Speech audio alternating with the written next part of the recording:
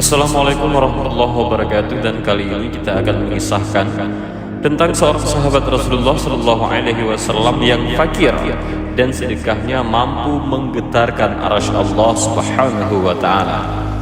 Bagaimana kisahnya? Ayo kita mulai.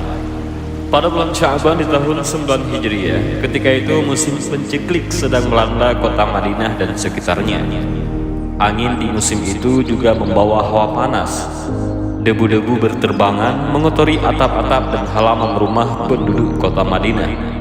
Di musim panas seperti itu, biasanya penduduk kota Madinah lebih suka menetap di rumah atau tinggal di kebun-kebun mereka sambil memetik kurma yang segar, karena pohon kurma berbuahnya justru pada musim panas.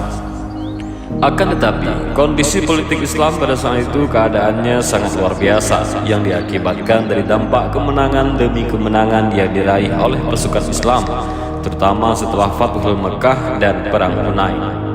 Di samping itu juga, setelah Rasulullah SAW mengirimkan surat kepada seluruh raja di dunia ini, yakni mengajak mereka untuk masuk Islam atau harus membayar jizyah. Karena pada saat itu tersebar berita bahwa bangsa Romawi yang merupakan bangsa dan kerajaan terkuat dan terbesar pada masa itu sedang melakukan persiapan besar-besaran akibat ketidakpuasan mereka akan hasil perang Mu'tah, yang mana pasukan Islam yang jumlahnya hanya 3.000 pasukan berhasil mengalahkan 200.000 pasukan gabungan Romawi dan beberapa kabilah yang musyrik. Kasak kusuk pun merebak di kalangan kaum muslimin akan adanya pembalasan dari pasukan Romawi yang akan menyerang daerah yang telah dikuasai kaum muslimin dan bahkan menuju kota Madinah. Dan disinilah letak kisah seorang sahabat Rasulullah, yaitu Ulbah bin Zaid. Dia diselipkan oleh catatan sejarah di dalam peperangan Tabuk, yang nantinya perang ini merupakan peperangan terbesar antara kaum muslimin dengan Kaisar Romawi. Tidak biasanya Rasulullah SAW mengumumkan secara langsung akan kemana tujuan peperangannya. Biasanya kalau berperang ke arah timur, maka Rasulullah SAW bertanya kepada sahabatnya tentang arah barat dan seterusnya. Akan tetapi keberangkatan perang kali ini sangat jelas tujuannya, yaitu Tabuk, suatu daerah yang sangat jauh bagi bangsa Arab untuk ditempuh ketika itu. Coba lihat apa yang dilakukan oleh orang-orang munafik pada saat itu. Mereka merasa bimbang, gelisah, gundah karena membayangkan perjalanan yang sangat jauh. Di antara mereka saling mengatakan, seharusnya keberangkatan ini tidak pada musim panas. Maka Allah Subhanahu wa Ta'ala menurunkan ayat yang berkaitan dengan mereka. Dan berkatalah orang-orang munafik, janganlah pergi berperang di musim panas ini. Katakanlah ya Muhammad, api neraka jahanam lebih panas jika saja mereka mau mengerti. Al-Quran Surah At-Taubah ayat 81. Suatu kali Rasulullah SAW ingin menguji salah seorang dari mereka, yaitu Ja'ad bin Qais. Beliau bersabda, "Wahai Ja'ad, bagaimana menurutmu jika kita pergi berperang melawan Bani Ashfar, yaitu orang Romawi?" Dia pun menjawab, "Izinkanlah aku untuk tidak berangkat perang dan jangan jatuhkan aku ke dalam fitnah ataupun ujian. Demi Allah, ya Rasulullah, kaumku sangat tahu bahwa aku adalah orang yang paling mudah tergoda dengan wanita di antara mereka, dan aku takut kalau nantinya aku melihat wanita Romawi, aku tidak akan tahan, aku tidak bisa menahan hawa nafsuku." Rasulullah SAW pun berpaling dan berkata, "Engkau aku izinkan untuk tidak berangkat berperang, wahai Ja'ad." Padahal Ja'ad bin Qais hanya beralasan agar dia tidak berangkat untuk menuju perang, dan dia beralasan takut tergoda oleh wanita Romawi. Padahal tujuannya yang sebenarnya adalah supaya dirinya tidak berangkat berperang pada musim panas tersebut. Maka Allah Subhanahu wa Ta'ala menurunkan ayat Al-Quran yang artinya, di antara mereka ada orang yang berkata, "Berilah aku izin tidak pergi berperang, dan janganlah engkau Muhammad menjadikan aku terjerumus ke dalam fitnah. Ketahuilah bahwa mereka telah terjerumus ke dalam fitnah, dan sungguh jahanam meliputi orang-orang yang kafir." Al-Quran Surah At-Taubah ayat 49. Berbeda keadaannya dengan kaum muslimin. Begitu mendengar seruan jihad di jalan Allah Subhanahu wa Ta'ala, mereka berbondong-bondong memenuhi kota Madinah dari seluruh penjuru negeri. Bagaimana tidak mereka berbondong-bondong berjihad di jalan Allah, sedangkan gerbang surga yang luasnya seluas langit dan bumi akan dibukakan untuk mereka. Bagaimana mereka tidak berhasrat untuk berangkat jihad, sementara mereka tahu bahwasannya jalan tercepat masuk surga adalah dengan jihad. Lalu badan mereka tertusuk, tercabik dan memuncratkan darah. Lalu mereka gugur sebagai syahid. Lantas para malaikat merebut menaikkan ruh mereka ke langit. Wahai orang-orang yang beriman, sukakah kamu aku tunjukkan suatu perniagaan yang dapat menyelamatkan kamu dari azab yang pedih, yaitu kamu beriman kepada Allah dan Nabi-Nya dan berjihad di jalan Allah dengan harta dan jiwamu. Itulah yang lebih baik bagimu jika kamu mengetahui. Al-Quran Surah As-Saff ayat 10-11.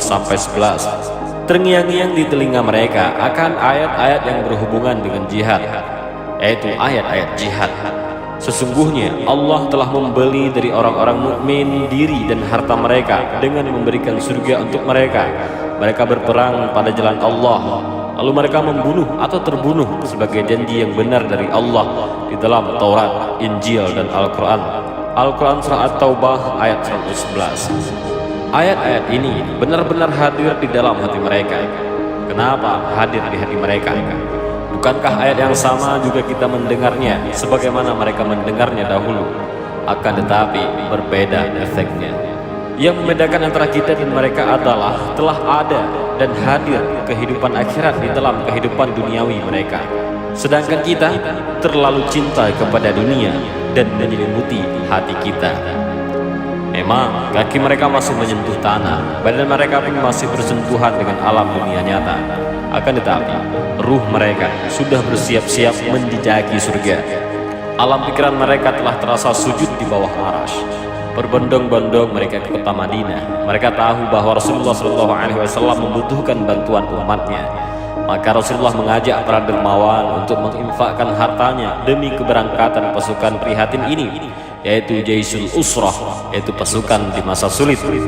Kenapa disebut pasukan prihatin? Bagaimana tidak, keadaan mereka sangat miskin. Di saat musim paceklik, satu unta harus bergantian untuk 18 orang pasukan perang. Makanan mereka adalah dedaunan agar sekalian dapat airnya. Bahkan terkadang harus memotong seekor unta agar dapat air dan makanan sekaligus. Bahkan orang-orang yang tidak mampu, tidak memiliki apa-apa dan miskin juga datang kepada Rasulullah SAW terhadap dirinya diikut sertakan dalam peperangan, yaitu perang Tabuk, meminta kepada Rasulullah bekal peperangan agar dia bisa ikut perang, termasuk juga Ulbah bin Zaid. Allah Subhanahu wa Ta'ala berfirman, dan tiada pula berdosa atas orang-orang yang apabila mereka datang kepadamu supaya kamu memberi mereka kendaraan, lalu kamu berkata, aku tidak memperoleh kendaraan untuk membawamu, lalu mereka kembali sedang mata mereka bercucuran air mata karena kesedihan lantaran mereka tidak memperoleh apa yang akan mereka nafkahkan. Al-Quran Surah At-Taubah ayat 92. Maka perasaan itu tersebutlah Ulbah bin Zaid al-Harisi, seorang yang sangat fakir, tidak memiliki apa-apa di atas dunia ini, seorang dari golongan Ansar dari kabilah Aus.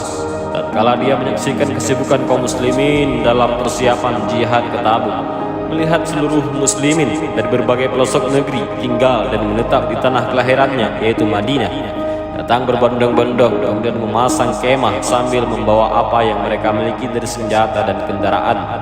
Dia juga melihat transaksi di pasar-pasar Madinah. Banyak transaksi yang terjadi, dialog berhubungan dengan persiapan perang, dari mulai kuda, unta, panah, pedang, tameng, besi, dan lain sebagainya. Dia menyaksikan itu semua dengan kesedihan yang sangat mendalam. Semua orang telah membeli perlengkapan perangnya, sedangkan dirinya apa yang dia mau persiapkan? Kalau hendak membeli, mau beli pakai apa? Uang 1 dirham pun dia tidak punya. Apalagi pagi itu dia mendengar Rasulullah SAW bersabda, barang siapa yang membantu perbekalan pasukan kesulitan, Allah mengampuninya dan baginya surga.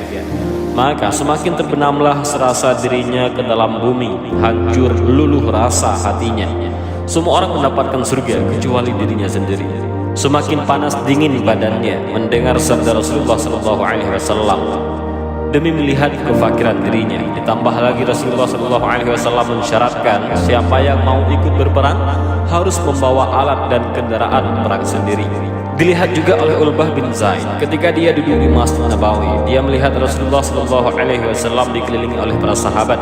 Tiba-tiba datang Abu Bakar sambil membawa semua harta yang beliau punya, sejumlah 4.000 dirham. Ketika ditanya oleh Rasulullah SAW, "Ya Abu Bakar, apa yang engkau tinggalkan untuk keluargamu?" Abu Bakar menjawab, "Aku tinggalkan untuk mereka Allah dan Rasulnya." Rasulullah SAW pun bersabda, "Tidak ada harta yang paling bermanfaat bagiku sebagaimana bermanfaatnya harta Abu Bakar." Umar bin Khattab pun datang membawa setengah hartanya. Utsman bin Affan membawa 1.000 dinar dalam pakaiannya. Bahkan kafilah dagangannya yang hendak berangkat ke Syam sejumlah 200 ekor unta lengkap dengan barang-barangnya, dia keluarkan sedekahnya.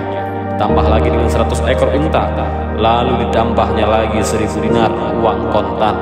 Maka Rasulullah SAW pun bersabda, "Ya Allah, aku mohon kepadamu, ridhoilah Utsman, sesungguhnya aku telah ridho kepadanya." Tak lama setelah itu, sampailah perniagaan yang baru datang dari Syam, sejumlah 1.000 ekor unta beserta isinya. Dan tiba-tiba datanglah tengkulak-tengkulak, yakni orang-orang yang memberi pinjaman hendak membeli perniagaan tersebut. Salah seorang dari mereka berkata, "Ya Utsman, kami ingin membeli 2 kali lipat." "Tidak, karena ada yang berani membeli lebih tinggi daripada penawaran kalian," jawab Utsman bin Affan. "Kami beli 3 kali lipat dari harga yang kamu dapatkan," kata si tengkulak itu. "Tidak, belum cukup kalau cuma 3 kali lipat," jawab Utsman bin Affan. Yang akhirnya terjadilah tawar-menawar, "Dan kami akan membeli 10 kali lipat ya Utsman," kata mereka. Utsman pun berkata, "Tuan-tuan sekalian, apa ada di antara tuan-tuan yang hendak membelinya 700 kali lipat?" "Apa?" kata mereka. "Gila kau Utsman, siapa pula yang sampai menawar hingga 700 kali lipat?" Utsman pun menjawab dan membacakan ayat, "Perumpamaan nafkah yang dikeluarkan oleh orang-orang yang menafkahkan hartanya di jalan Allah adalah serupa dengan sebuah butir benih yang menumbuhkan 7 bulir, pada tiap-tiap bulir 100 biji." Al-Quran Surah Al-Baqarah ayat 261. Saksikanlah wahai para tengkulak, semua barang perniagaan yang ada di sini seluruhnya aku infakkan di jalan Allah Subhanahu wa Ta'ala, seru Utsman bin Affan. Tidak lama kemudian datanglah pula Abdurrahman bin Auf, sang dermawan yang membawa 200 rupiah perak. Datang pula Abbas bin Abdul Muttalib, yakni paman Rasulullah SAW, Talhah bin Ubaidillah, Sa'ad bin Ubadah, Muhammad bin Maslamah, yang mereka semua berinfak di depan mata Ulbah bin Zaid. Dia juga melihat kedatangan orang-orang yang kurang berada membawa infak semampunya. Dimulai dari Hashim bin Abdi membawa 70 wasak kurma, ada yang membawa 2 mud, bahkan 1 mud kurma. Tidak satu pun kaum muslimin yang tidak memberi kecuali kaum munafikin. Apa yang dirasakan oleh Ulbah selain kesedihan yang sangat? Apa yang bisa diperbuat sementara dia tidak punya apa-apa, sementara orang-orang lain bondong-bondong berinfak di jalan Allah untuk perang Tabuk? Lihat hal itu, pulanglah Ulbah membawa semua kesedihannya. Ulbah pulang membawa kesedihan karena teringat akhirat. Adakah di zaman sekarang ini sosok seperti Ulbah yang memikirkan kemana nanti hendak dia ditempatkan di akhirat? Apakah di surga atau ke neraka? Kalau ternyata di surga, di tempat yang mana? Tingkatan keberapa? Dan bersama siapa? Ketika senja telah berlalu dan malam pun tiba, Ulbah berusaha memejamkan matanya. Tetapi bagaimana mau dipejamkan matanya sementara hati masih berdebar-debar, pikiran masih galau? Apa yang bisa dilakukannya selain membolak-balikkan badannya di atas tikar yang lusuh hingga tengah malam?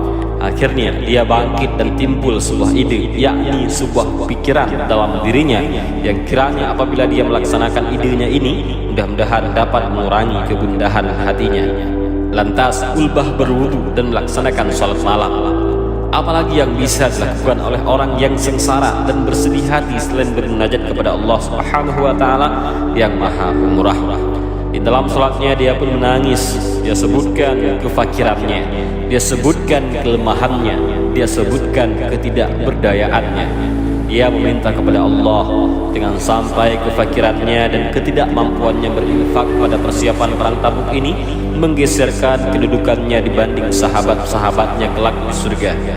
Ya Allah, Engkau perintahkan kami untuk berjihad, Engkau perintahkan kami untuk berangkat ke Tabuk. sedangkan engkau tidak memberikan aku sesuatu apapun untuk bekal berangkat berperang bersama Rasulullah sallallahu alaihi wasallam. Maka malam ini saksikanlah ya Allah, sesungguhnya aku telah bersedekah kepada setiap muslim dari perlakuan zalim mereka terhadap diriku. Maka inilah kehormatanku, aku infakkan di jalanmu. Jika ada seorang muslim menghinakan dan merendahkan diriku, maka aku infakkan itu semua di jalanmu ya Allah. Tidak ada yang dapat aku infakkan sebagaimana orang lain telah berinfak. Kalau sekiranya aku punya sebagaimana mereka punya, akan aku infakkan untukmu. Maka yang aku punya hanya kehormatan sebagai seorang muslim. Kalau engkau bisa menerimanya, maka saksikanlah kehormatan ini aku sedekahkan untukmu malam ini.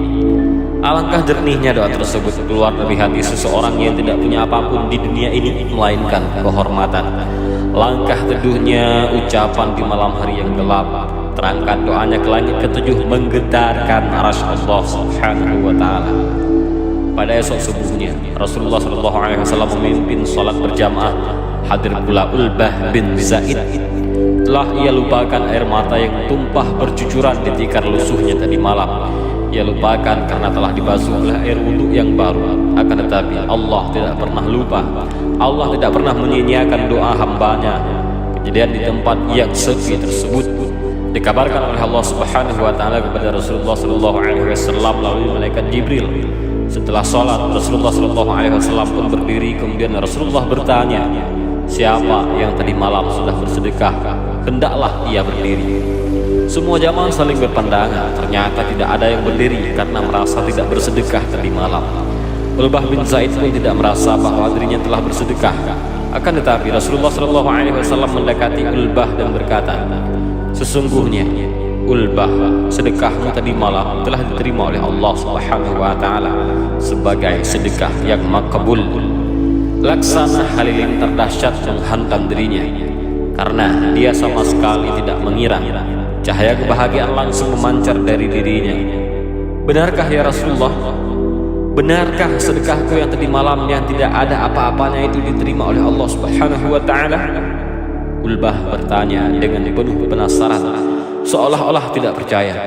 Maka Rasulullah sallallahu alaihi wasallam menyerahkan 6 ekor unta kepada Ulbah bin Zaid dan 7 orang temannya untuk berangkat ke medan jihad, yakni peperangan Tabuk. Peperangan yang atas izin Allah dimenangkan oleh kaum muslimin, ditandai dengan menyerahnya negara-negara boneka Romawi. Dan wallahu a'lam bissawab. Demikianlah kisah Ulbah bin Zaid, yaitu seorang yang fakir yang sangat takut tidak mendapatkan surga sebab tidak mampu bersedekah. Allah Subhanahu wa taala tidak akan mempersulit hambanya untuk melakukan kebajikan. Maka kita harus bersyukur dan segera memulai bersedekah demi mengharapkan surganya Allah. Karena harta benda yang kita miliki hanyalah titipan dari Allah Subhanahu wa taala. Dan mudah-mudahan kisah tentang Ulbah bin Zaid, bagaimana dia seorang fakir yang sangat ingin bersedekah, tapi Allah telah mengabulkan doa-doanya walaupun dia hanya bersedekah dengan bermunajat kepada Allah pada malam itu. Demikianlah video ini, mudah-mudahan bermanfaat dan ada faedah dan ada hikmah yang bisa kita ambil. Mudah-mudahan bermanfaat. Allahu a'lam bishawab. Assalamualaikum warahmatullahi wabarakatuh.